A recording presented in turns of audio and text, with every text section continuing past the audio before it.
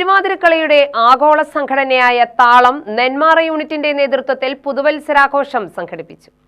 താളം global chairman Rajeev Menon cake മുറിച്ച് ആഘോഷം ഉദ്ഘാടനം ചെയ്തു.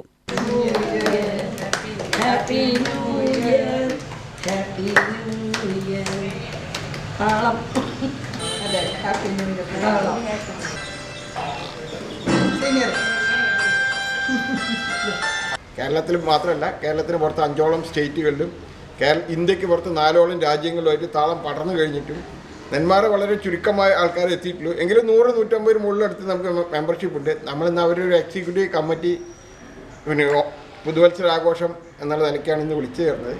അപ്പോൾ ഏതായാലും 2026 താളത്തിനെ കഴിഞ്ഞ വർഷം നമ്മൾ ഏകദേശം 8ഓളം മെഗാ തിരുവാതിരകളും 300-നടുത്ത് തിരുവാതിര കളികളും സംഘടിപ്പിച്ചിരുന്നു.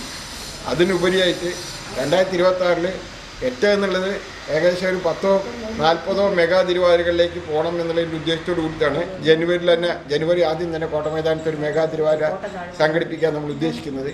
അതുകൂടാതെ തന്നെ കേരളത്തിലെയും ഇന്ത്യയിലെയും പ്രശസ്തമായ ക്ഷേത്രങ്ങളിൽ അമ്പലപ്പുഴ, ആറാട്ടുപുഴ, പിന്നെ പത്മനാഭസ്വാമി ക്ഷേത്രം, തൃച്ചംബരം, കേരളത്തിന് പുറത്ത് ചിദംബരം, തഞ്ചാവൂര്, ശൃംഗേരി, ഇങ്ങനെ കുറേ ക്ഷേത്രങ്ങളിലൂടെ നമ്മൾ ജനുവരി ഫെബ്രുവരിയിലായിട്ട് തിരുവാതിരക്കളി സമർപ്പണം നടത്തുന്നുണ്ട്. അപ്പോൾ എല്ലാ ആൾക്കാരെയും, എല്ലാ അംഗങ്ങളെയും, വീട്ടിനകത്തുള്ള അടങ്ങി ഒതുങ്ങിയിരിക്കുന്ന ആൾക്കാരുടെ കഥാവാസനകളെ മുഴുവൻ പരിപോഷിപ്പിക്കാനും നൃത്തം, സംഗീത ഇനങ്ങളുടെ സ്ത്രീകളെ മുന്നണിയിലെത്തിക്കാനും വേണ്ടിയിട്ടാണ് താളം തുടങ്ങിയത്. താളം പാലക്കാട് ജില്ലാ പ്രസിഡന്റ് ബിന്ദു ശാന്തകുമാർ അധ്യക്ഷത വഹിച്ചു. ജിംഗിൾ ബെൽസ് പ്രിൻസിപ്പൽ രാധാമണി മുഖ്യാതിഥിയായിരുന്നു. സംഗീതജ്ഞ വത്സല വാസുദേവൻ പരിയാടത്ത് സംഗീതാലാപനം നടത്തി.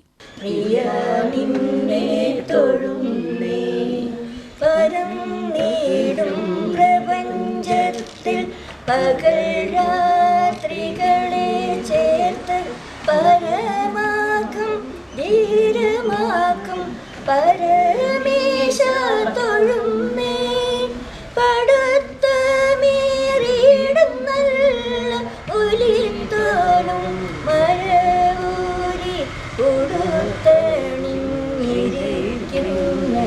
ഉമാകാന്ത തൊഴുന്നേ.